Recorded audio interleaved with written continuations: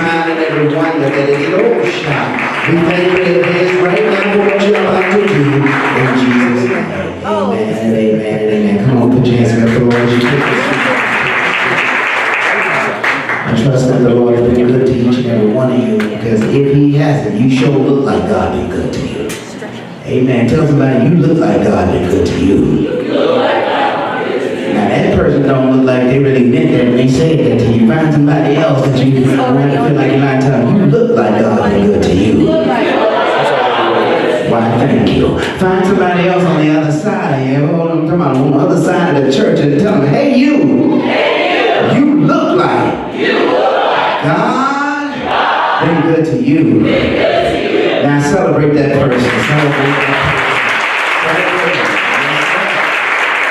Yes, but your celebration is not really authentic unless you can celebrate yourself. So touch yourself and tell them, excuse me. Me. You look like God's been good to you. So I'm going to celebrate me for just a little bit. Celebrate yourself. Show your life. I feel the honor of the Lord lives the head of my life to the Holy Ghost, my comfort, my keeper, my friend, and my only teacher, and one of you people of the Most High God. I'm pretty excited about the word of the Lord this morning.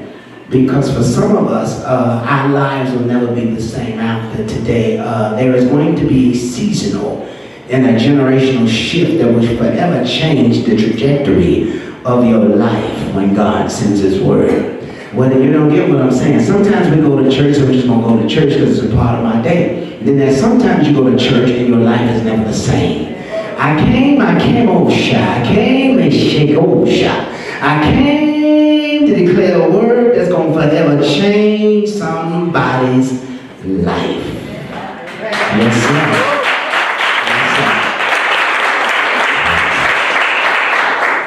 So I want you to open your Bibles with me. First of all, I want to tell you how to do this.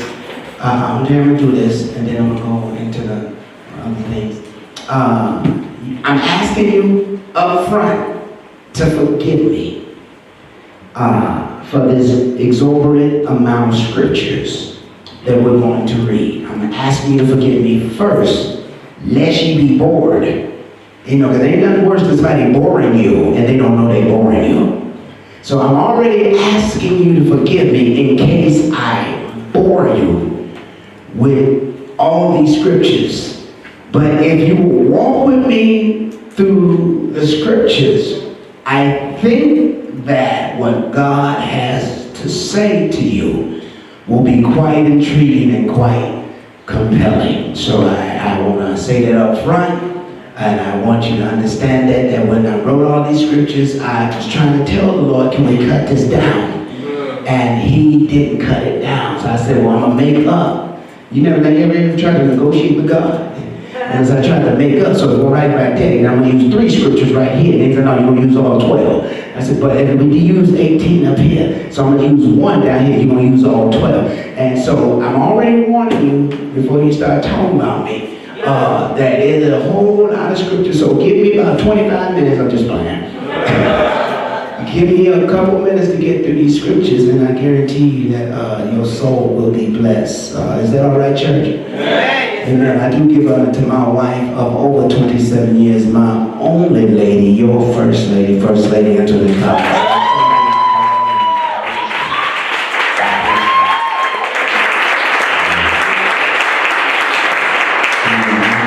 In a season in my life where all 3 of my children are back in church with us, so I thank God for Isaiah, Elijah, and Hannah. God bless you.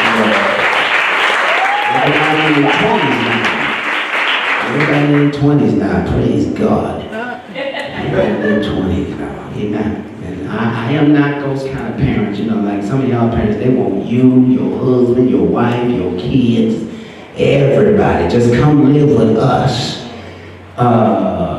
I don't want my kids coming back with their family. I don't want them coming back. Amen. I'm not one of them. I'm sorry. Call me a bad parent, pray for me, whatever. But I believe that life has a natural cycle. Yes. I believe that life has a natural cycle. Yes. And just because your grandmama raised you, because maybe your mama and your daddy was too irresponsible to do it, does not mean that's the order of things. Parents are supposed to raise their children. Their children are supposed to grow up and have children, raise families, and develop families on their own. And then their kids are supposed to grow up and live their house and develop families on their own. You can't be 35, 40 years old talk about moving all your family in with your parents.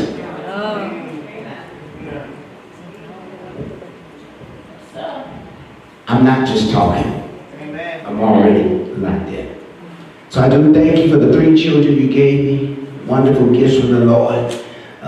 We could have did more. If you still want to, just let me know.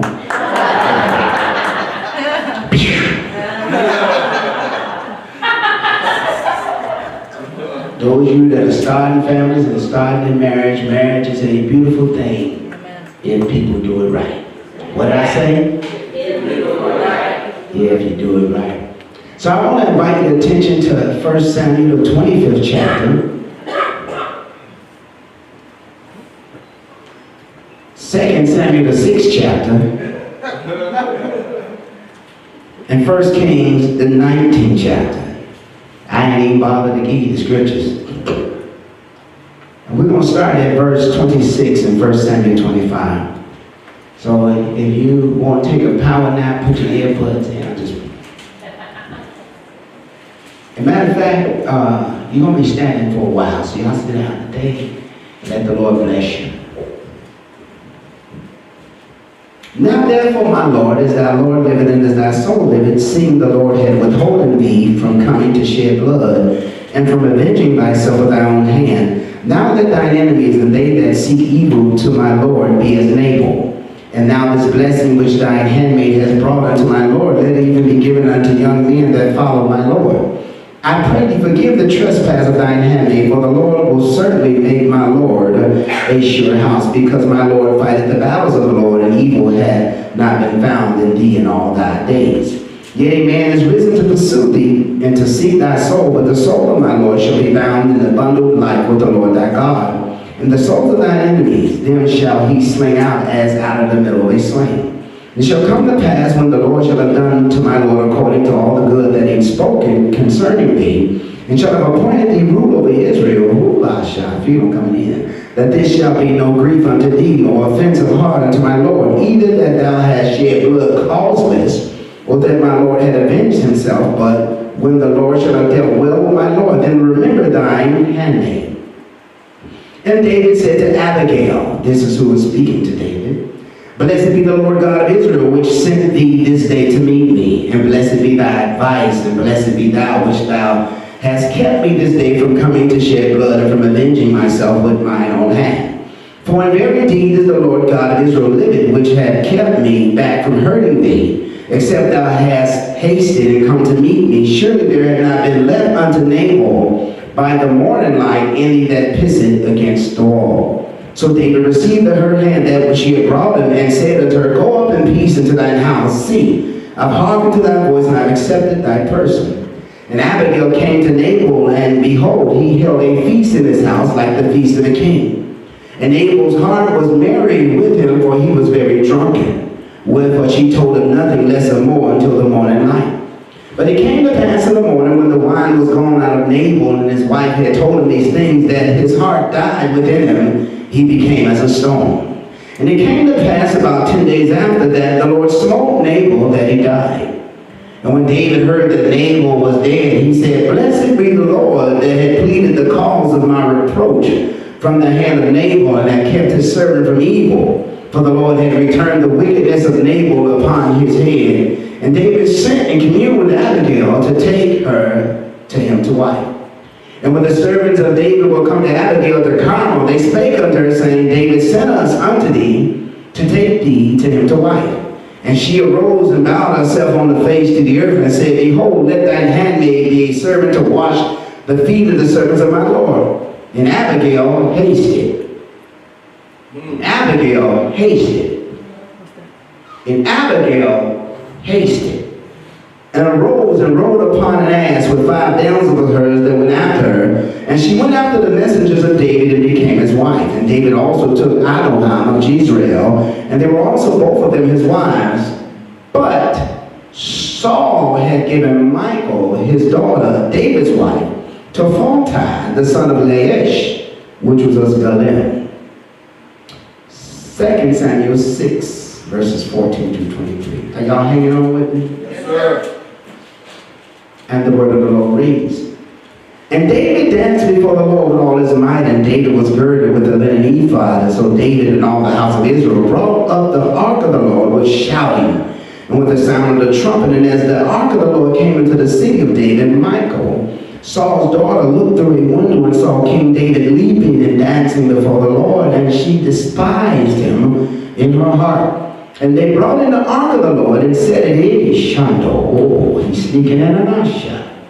In the midst of the tabernacle that David had pitched forward, and David offered burnt offerings and peace offerings before the Lord.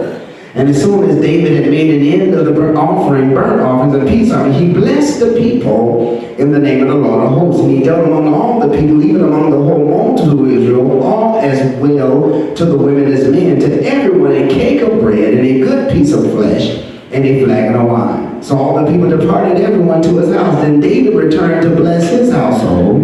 And Michal, the daughter of Saul, came out to meet David and said, How glorious was the king of Israel today, who uncovered himself today in the eyes of the handmaids of his servants, as one of the vain fellows shamelessly uncovered himself.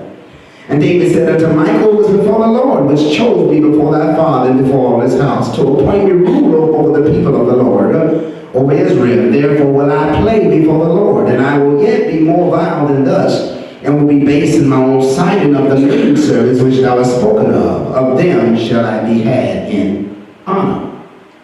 Therefore Michal, the daughter of Saul, had no child unto the day of her death. 1 Kings, the 19th chapter, verses 7 through 21. And the angel of the Lord came again the second time and touched him and said, Arise and eat, because the journey is too great for thee. And he arose and did eat and drink, and went in the street of that meat 40 days and 40 nights unto Horeb, the mount of God. And he came thither unto a cave and lodged there. And behold, the word of the Lord came to him, and he said unto him, What doest thou here, Elijah? And he said, I have been very jealous for the Lord God of hosts. For the children of Israel have forsaken thy covenant, thrown down thine altars, and slain thy prophets with the sword. And I, even I only, am left, and they seek my life to take it away. And he said, Go forth and stand upon the mount before the Lord. And behold, the Lord passed by, and a great and strong wind rent the mountains, and brake in pieces the rocks before the Lord. But the Lord was not in the wind, and after the wind an earthquake, but the Lord was not in the earthquake. And after the earthquake a fire, but the Lord was not in the fire. And after a fire a still small voice. And it was so, when Elijah heard that, he wrapped his face in his mantle and went out and stood and entering into the cave. And behold, there came a voice unto him and said, What doest thou here, Elijah? And he said, Oh, I've been very jealous for the Lord God of hosts, because the children of Israel have forsaken thy covenant, thrown down thy altars, and slain thy prophets with the sword. And I, even I only am left, and they seek my life to take it away. And the Lord said unto him, Go, return on thy way into the wilderness of Damascus, and when thou comest, anoint Hazael to be king over Syria. And Jehu to be the son of Nimshi shall thou anoint to be king over Israel. And Elisha the son of Shaphat of Abamaloah shalt thou anoint to be prophet in thy room. And it shall come to pass that him that escapeth the sword of Hazael shall Jehu slay, and him that escapeth from the sword of Jehu shall Elisha slay. And yet I have left me 7,000 all Israel, and all the knees which have not bowed unto Baal, and every mouth which had not kissed them. So he departed thence and found Elisha the son of Shaphat, who was plowing with the 12 over the oxen before him, and he with the 12. And Elijah passed by him and cast his mantle upon him. And he left the oxen and ran after Elijah and said, Let me, I pray thee, kiss my father and my mother, and then while I follow thee. And he said unto him, Go back again, for what have I done to thee? And he returned back from him and took a yoke of oxen and slew them and boiled their flesh with the instruments of the oxen and gave them to the people, and they did eat. Then he arose and went after Elijah and ministered unto him, and the word of the Lord is blessed. Everybody just say, We're going to extract that thought from verse 16. or actually 15. And the Lord said unto him, Go, return on thy way into the wilderness of Damascus, and when thou comest, anoint Hazael to be king of Assyria. And Jehu the son of Nimshi shalt thou anoint to be king over Israel, and Elijah the son of Shaphat of Abel-Maholah shalt thou anoint to be prophet in thy room. So, for a few minutes today, I would like to invite your spirit and engage your mind to this simple topic. Your replacement is coming. Your replacement is coming. Your replacement is coming. Your replacement is coming. Your replacement is coming. Your replacement is coming. As we open our text this morning, we find ourselves reading three passages of Scripture that are uniquely intertwined, that produce a dual reality to its readers. We find ourselves reading first about Abigail, the loyal and pious woman of God who has endured many years of being married to a stubborn and ungodly man by the name of Nabal. This woman Abigail eventually and willingly marries the soon-to-be king David after the death of her husband Nabal, although at this time the future King David's career has not really jumped off as of yet. But just like many great novels or play scripts in the Bible then leads its readers into what is known as foreshadowing. Now, foreshadowing is the mentioning of something now in a story that is going to be important later in the story. So in that same chapter of the Bible, my God, where David has his encounter with Abigail, the last verse in 1 Samuel 25 and 44 says, But Saul had given Michal, his daughter David's wife, to Phalti, the son of Leash, which was of Gabon. Now the story of Michal is the second of our three stories that creates this dual reality for the Bible readers. You see, Michal was the wife of David, given to him by King Saul for killing Goliath, but taken from him by King Saul and given to this man by the name of Phalti, who was in line to be a king in another region. So make this mental note as you read scripture. Michal willingly went to be with Phalti while she was still married to David. Now I ain't saying she a gold digger, but she wasn't messing with a pro.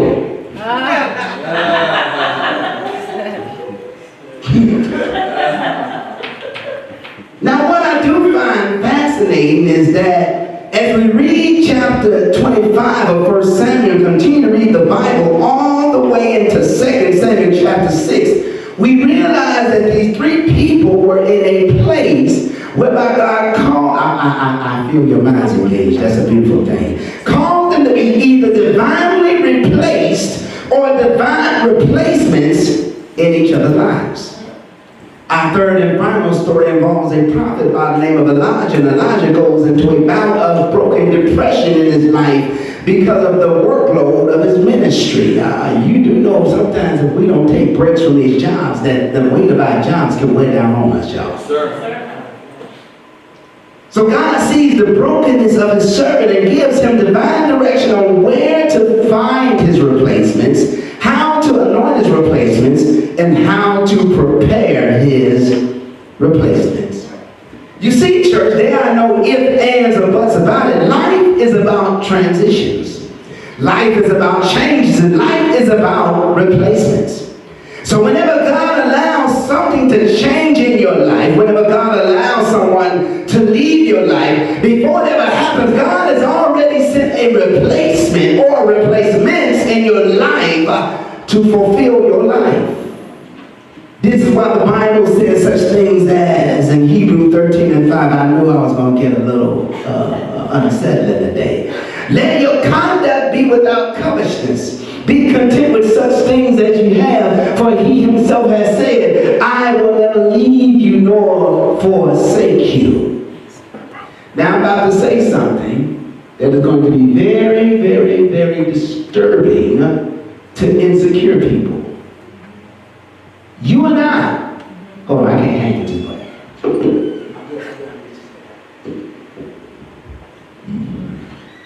I'm about to say something.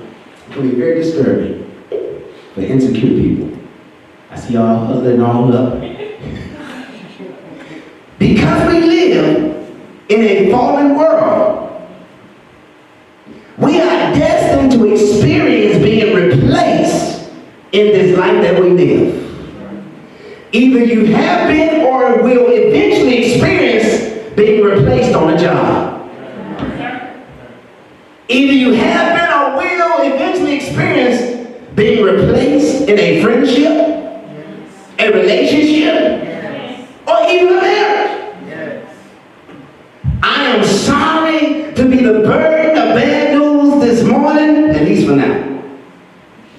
But as it relates to this world and human beings, you, my friend, are replaceable. Amen. That's why people commit adultery. Yes, sir. Because they look at their spouse as, oh, I can't get you, I can't get you. That's why people go behind people's backs on their jobs and try to undermine other people's positions. Y'all ain't gonna work with people like that. I don't want to work with people like that. Yeah, you're right. Because they look at people as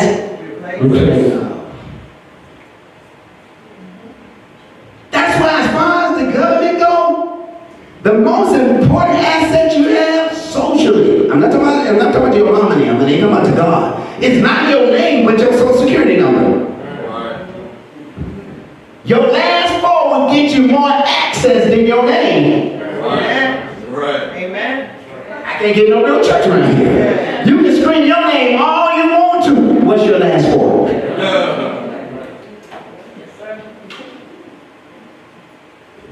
Because a whole lot of people got your name, and your name can be replaced, but you, my friend, are replaceable. I don't care how smart you are, how much you work you've done on that job, how good or not good you've been to that spouse, how much of a good friend you've been to him, her, or them, or how good you look. Because people are people. What are people? People. You are replaceable to them. This is why the Bible tells us a song. I feel it's getting a little uncomfortable in here, so let me try to expedite this. Now, some of y'all ain't comfortable, some of y'all comfortable because I'm dropping dimes. Psalms 146, 3-6 says, put not your trust in princes, nor in the Son of Man, in whom there is no help. His breath goeth forth, he returneth to his earth, and in that very day his thoughts perish. Happy is he that had the God of Jacob for us. Yeah, so many people going through this other. I just want to be happy. You're not going to ever be happy putting your trust in a person.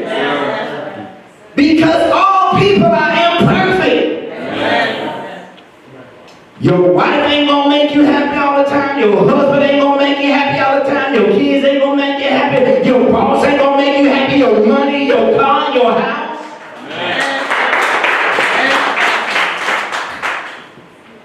For his help, whose hope is in the Lord is God, which made the heaven and earth and the sea and all therein, which keep it true forever. I love that part there.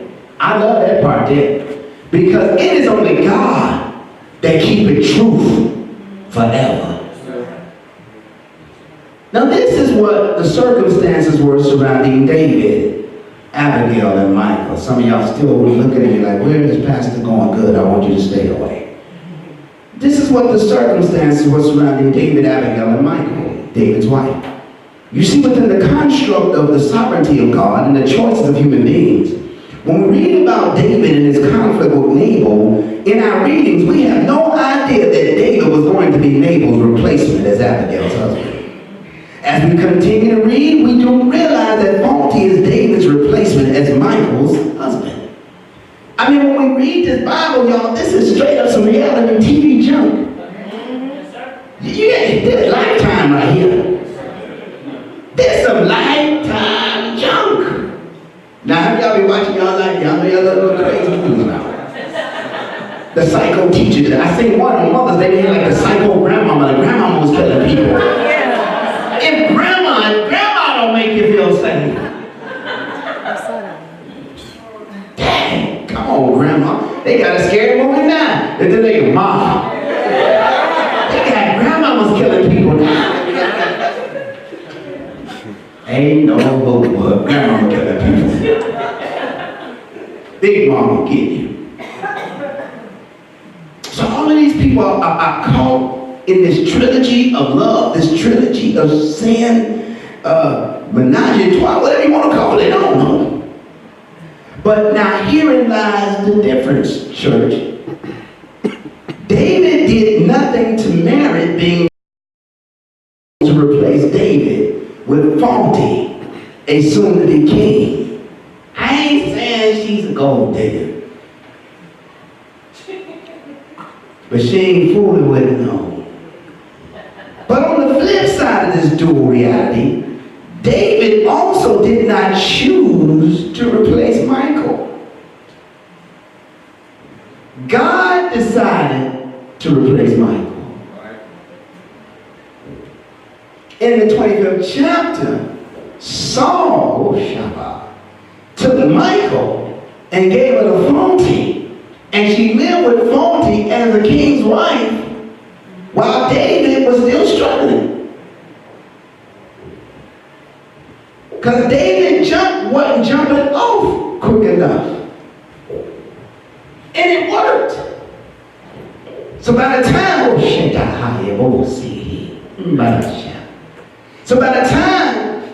we get down, I'm gonna make sure you get this story. This is crazy, y'all. So by the time we get to 2 Samuel, we left 1 Samuel 25, 26. By the time we get to 2 Samuel, the 3rd chapter, David is on the rise and Fonte is on the decline. So David is getting ready to be made king over Israel and Judah. His only thing is this: I will not take the throne unless I get Michael back. So he goes, David a good man. David goes and he gets Michael back in the 3rd chapter. Read it. By the 6th chapter, the Bible says she hated him. So even when David was about to blow up, David said, I want Michael to be with me. But God said, why did you bring all this up, Pastor? Sometimes there's some people we want to be our friends. Some people we want to be cool with us. Some people we want to be in our life. But God said, oh, Shonda, because they have proven through their character that they will drop you like a bad habit. God said, I say no, because if they cannot celebrate and walk with you through your valley, they don't deserve to be with you when you're on your mountain. I can't get no way church around here. If people cannot be with you through your hard times and your bad times, they don't deserve.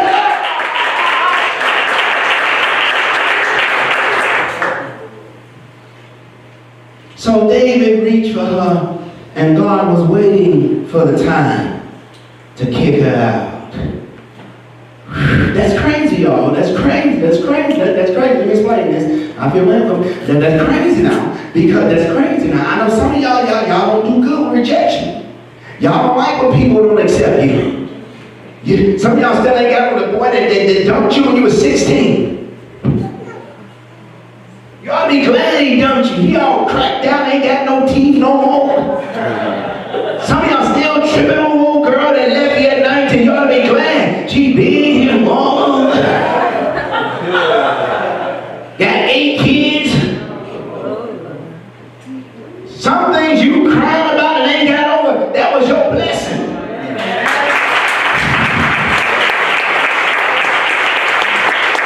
See, people want you to be sad about everything. And Nabal dying was a tragedy to everybody but David. David said, blessed be the Lord God, for he has rewarded Nabal for his wickedness. Now go get his girl. Now this is the thing I'm tripping on. The Bible said Abigail hastily. So it didn't matter if Michael hated David. Abigail.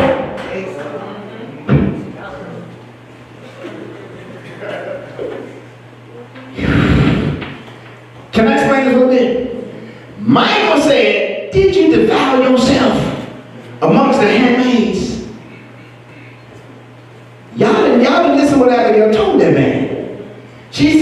when the Lord giveth thee the land. For God shall make thee as a slain, and thou shalt. I know how God used you.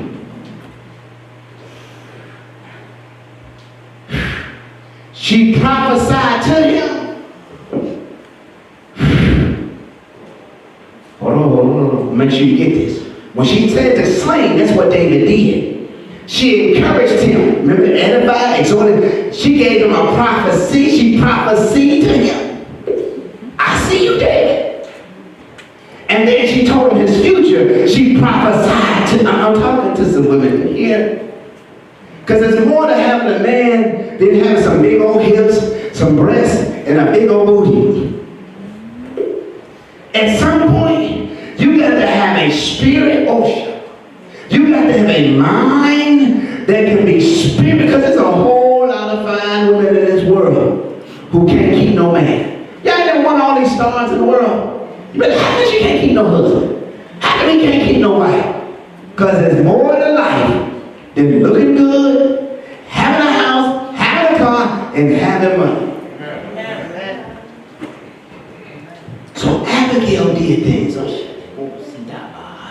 I wish I could really tell this story the way I would tell it. See, Saul, who was rejected by God, put Michael in David's life, read the Bible, to be a snare. That's how come I tell you, just because somebody like you don't mean that's God. Just because you like somebody don't mean it's God. Some people you like, but they are a snare. David loved her, but she was a snare.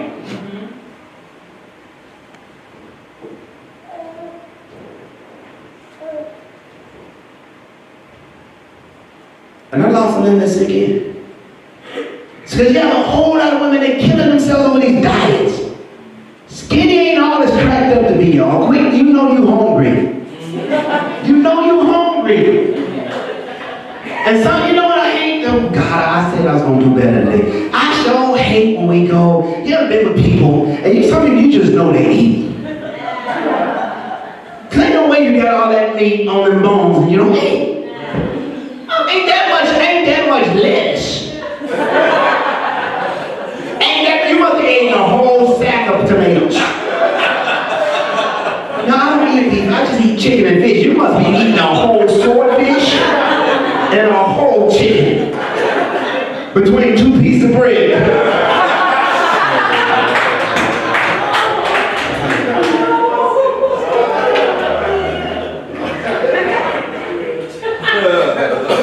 I just want a salad.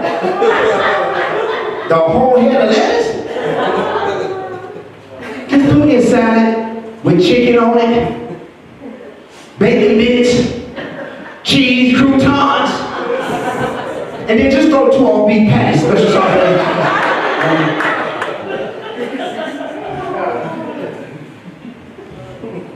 No, you eat. I must admit, that's how I was cool with my wife. I took out, man. My wife eat. She ain't play that. She ain't try to play that cute. I said, I like that. I took her to meet my family. You know, somebody will take people with your family, the girl like, my wife eating my man, my family. My son family ain't Christian, so they like, blank. You can fill in the blank. Ain't nothing to say. That blank can eat. I said, that's the one for me. My wife and me don't eat. My wife and them don't eat. They gonna blow up on you at the crib. Speed home to get home to eat.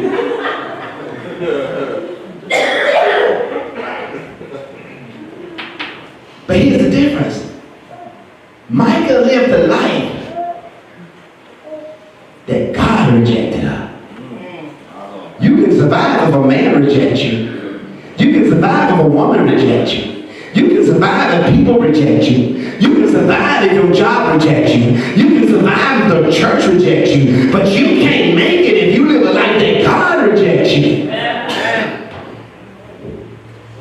That's why, man, I don't be caring about no people. I don't be caring about no positions, no time. I do what I gotta do while it's my time to do it, and let the chips fall where they may. Because my life is not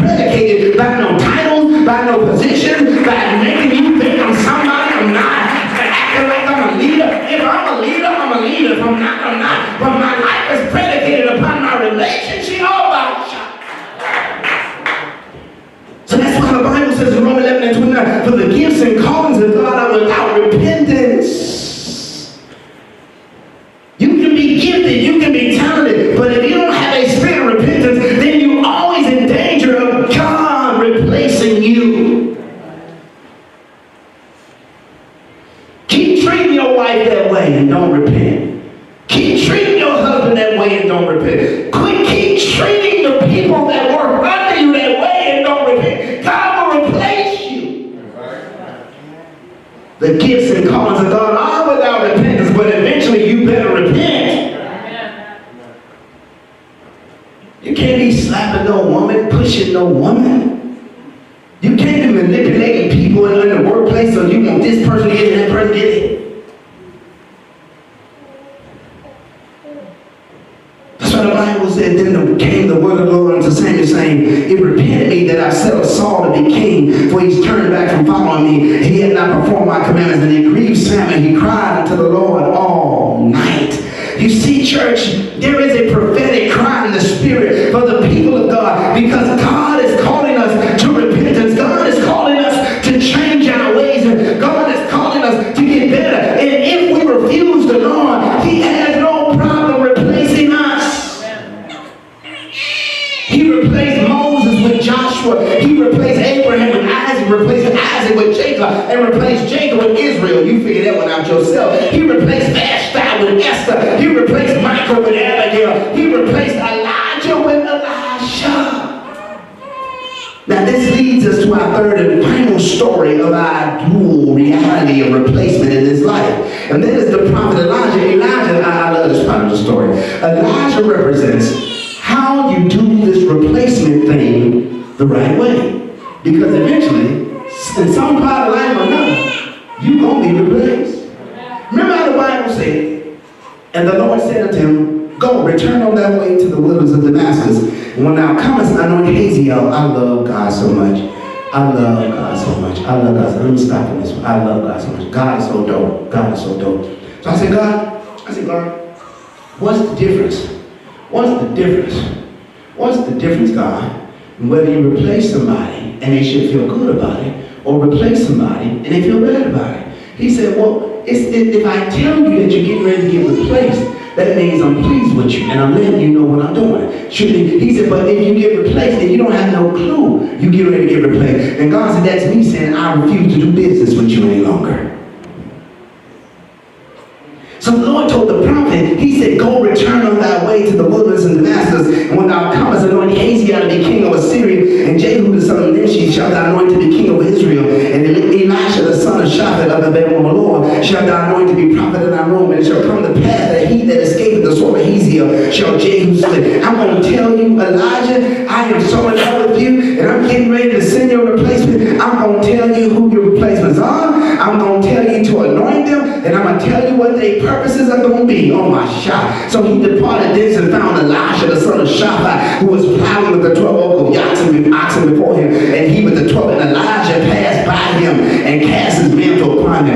Oh God, this is crazy, y'all. Let me pray. I pray I don't mess up preaching, because right now I'm getting too happy myself. So then by the time Elisha asked Elijah in 2 Kings, can I want the double portion of your anointing? And he told me, if you see me when I'm taking up, then you see the mantle fall, and you pick up the mantle. And what he's telling Elijah is the same mantle that called you is the same mantle that's going to anoint you. The same person that you got saved under is the same person that's going to cast you into your purpose and your destiny. The same person that helped you when you were down is the same person that's going to help you when you're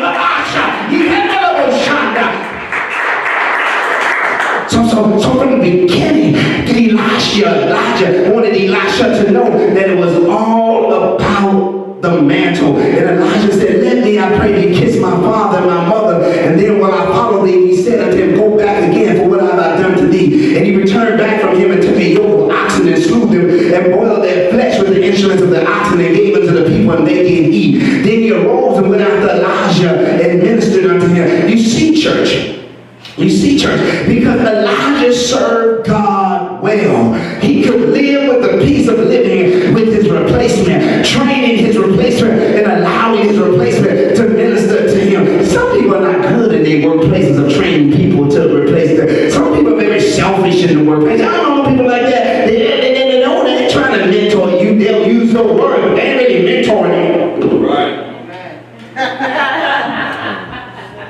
They just want you to think they're doing something for you. They say, you ain't taking my job. Well, you know you ain't going to be on the base forever. Somebody got to do their job. Right.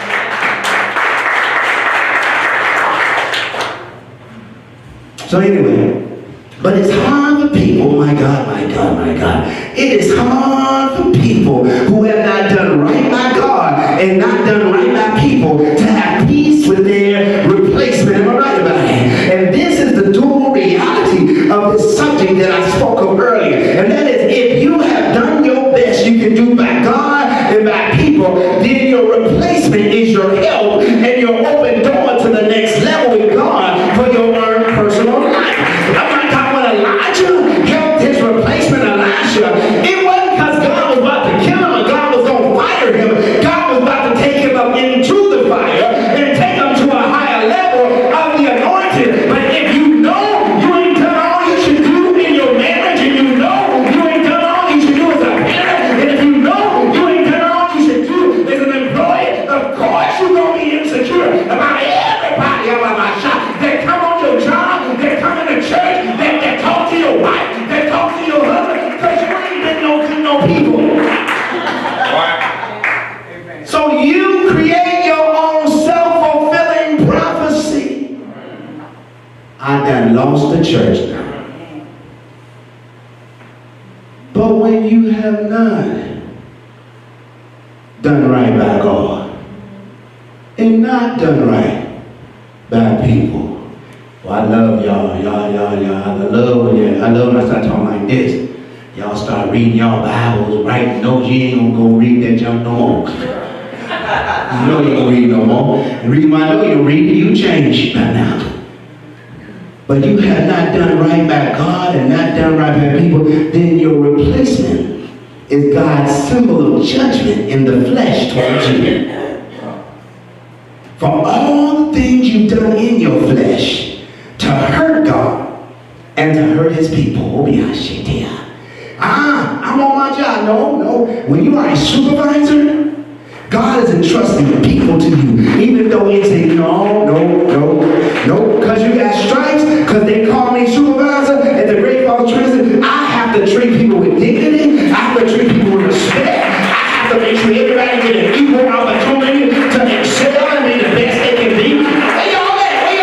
It ain't my job. Because some of us are supervisors, but we're lousy supervisors. It ain't your achievements that make you good. How are the people under you? Do people like working for you? Can you go to people and say, could you do this? And that's how I'll do it for you. Because when people you get to the point people don't want to be around you, people don't want to work for you, people want to do that to you. The Bible says when the righteous rule, see, who told us that being a supervisor means being bossy? The Bible says the righteous rule. See, a good supervisor got people happy they coming to work. They come over laughing and joking with you. Hey, how you doing? Joking with the customers, joking with people, laughing. I come to church, I hear around the way, hey girl, I don't know what you think about a job. I'd rather do that than to be like, come to the house of the Lord. I see Aisha, she teaching and she talking about cockroaches and laughing about the roaches and the roaches in the cereal.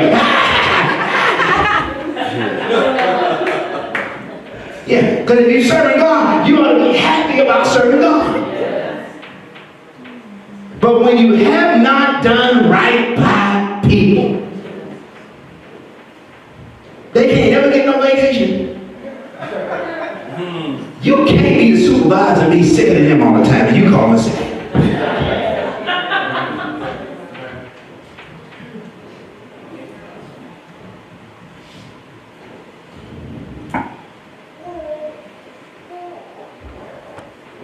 I'm not lost, I'm letting that sink in. This ain't just about church, it's about life. So then when somebody else comes, look at everybody else as a threat to your position. They come into the shop, they come into the squadron, they are a threat to your position. They come into the workplace, they are a threat to your position. They come into the church, they are a threat to your position. You see a man talking to your wife, he's a threat to your position. I was out there cutting my grass. I'm getting ready to go, Joe. Cutting my grass, sis. My grass. And then the lady next door, she pulling the weeds. Now they weeds going in my yard, green weeds. So she picking weeds, I'm trying to cut my grass. So they all cutting my grass, and then her husband come out there like, I'm trying to cut my grass by his wife. If you saw his wife, you wouldn't know he had nothing to worry about.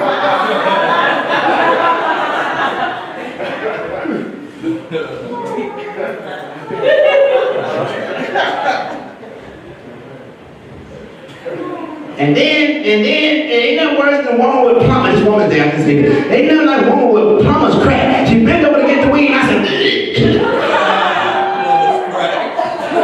now you know that's bad when a man goes, men, any other day we'd be like, thank you, Jesus.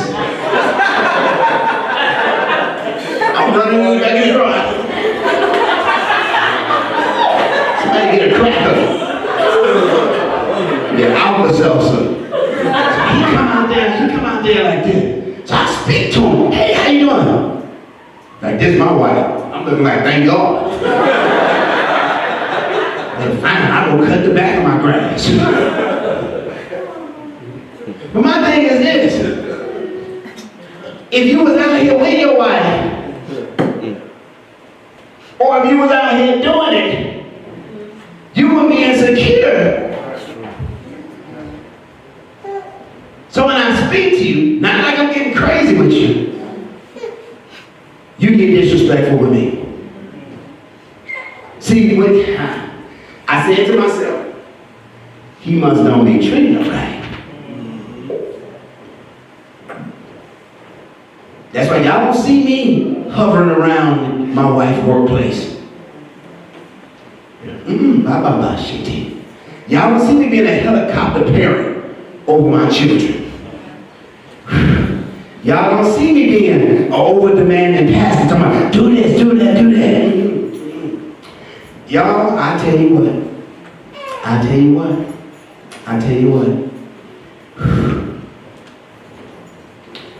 I'm going to testify today that I'm in a place of peace, Deacon Sykes. I'm a place of peace.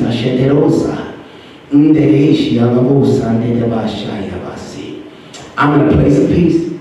And I'm so glad to be able to testify, Minister Washington, that this morning, that I'm testifying about me, and I'm done. I have not been a perfect person, a perfect pastor, a perfect husband, a perfect father, a perfect employee, a perfect this, or perfect that. But what I can honestly say, Deacon Sykes, is I did my best to do good by God and do good by God's people. So when God tells me that your replacement is coming, I can rejoice, I can give God praise, I can celebrate people, I can establish people, I can uplift people, because I know that because I've been good to God, God will bring somebody in and will shut down my life.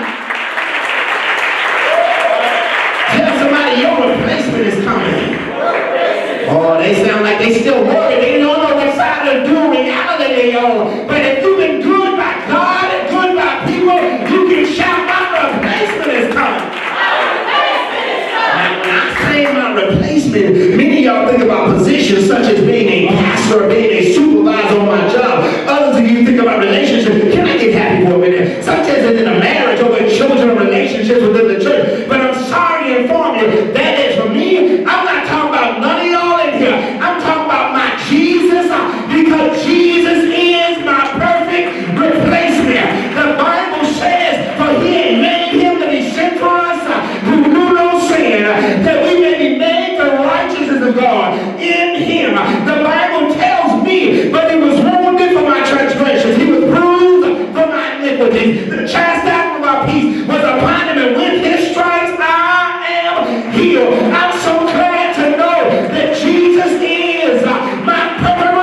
man.